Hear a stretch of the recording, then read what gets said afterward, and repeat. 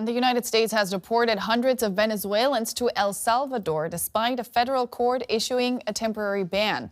El Salvador's President Nayib Bukele shared this footage on social media of the deportees arriving at a so-called mega prison in the country. The Trump administration invoked the Alien Enemies Act, a rarely used piece of wartime legislation to expel those they said were members of a Venezuelan gang. For more, we can cross over to William Glucroft. He's a U.S. analyst and the deputy editor of the Parliament magazine. William, great to see you again. Now, the court order attempting to block these deportations came as two planes full of alleged Venezuelan gang members were already in the air. Are those deportations then illegal or not? Well, that certainly comes down to who you want to believe in. The Trump administration, of course, says no, that they being already en route and out of America, they sort of fell outside of this court ruling that came just too late. In fact, with the El Salvadoran president, I believe, tweeting, "Oopsie, too late." Of course, rights groups and those who have brought the lawsuit saying it doesn't matter, this is a violation. You can look at it as one aspect of the authoritarian playbook where you don't necessarily violate the law, but you certainly skirt the law or create enough confusion to not be quite sure what is legal and what is not.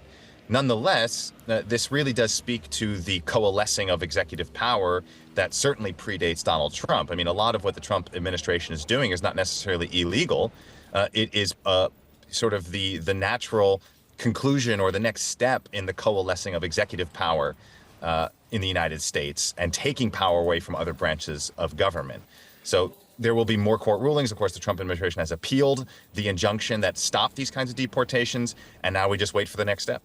The Trump administration is actually leaning on an 18th century wartime declaration as a legal basis. What more can you tell us about the Alien Enemies Act?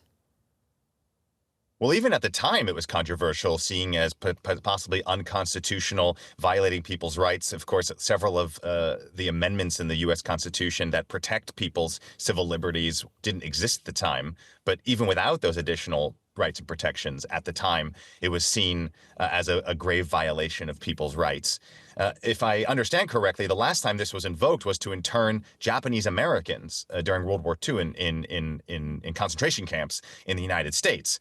So this does not have a great history, and there's a reason that the U.S. presidents and the executive branch have not leaned on it. It's a highly controversial method. And also there's just the question if laws from 200 or 150 years ago still apply today or still should be used in the same way. Nonetheless, the law is on the books. This is what I mean about using the authoritarian playbook. You don't have to break the law to chip away at a democracy.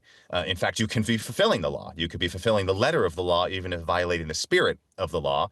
But it's up to Congress. It's up to Congress to change the law if it wants to. And so far, we've seen very little movement on Congress wanting to push back on Trump at all, especially from the Republicans, of course, but also from the Democrats.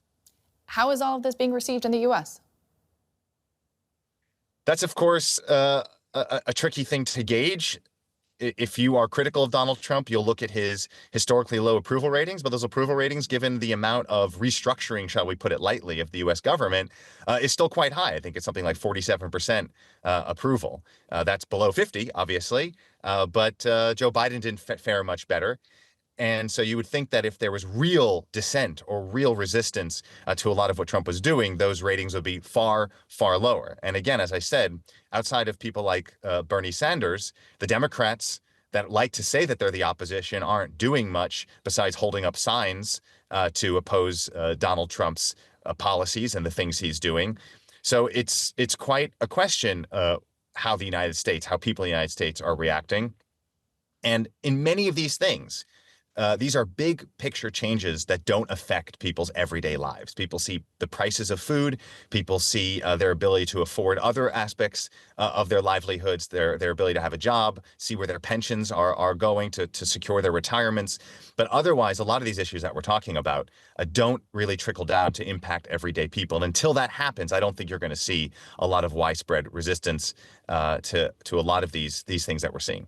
Yeah, the people, of course, very much affected by all this are immigrant communities. Can we expect more deportations like these in the future? That's certainly what Donald Trump is promising. I think it's important to put that in context that under the Obama and the Biden administrations, there were still plenty of deportations to go around. I think the big question is, the better question to be asking is not will deportations happen, but why and under what circumstances. We've seen at Columbia University a perfectly legal U.S. resident be tried to be deported for his Palestinian positions.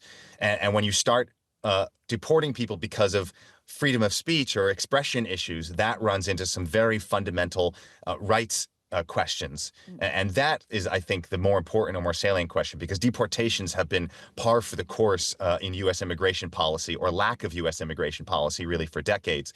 Now we're seeing a new iteration of why people are being deported. And that's something that I think anyone interested in fundamental rights should be keeping a very close eye on. William Glucroft, U.S. analyst and the deputy editor of the Parliament magazine. Great speaking to you. Likewise, always.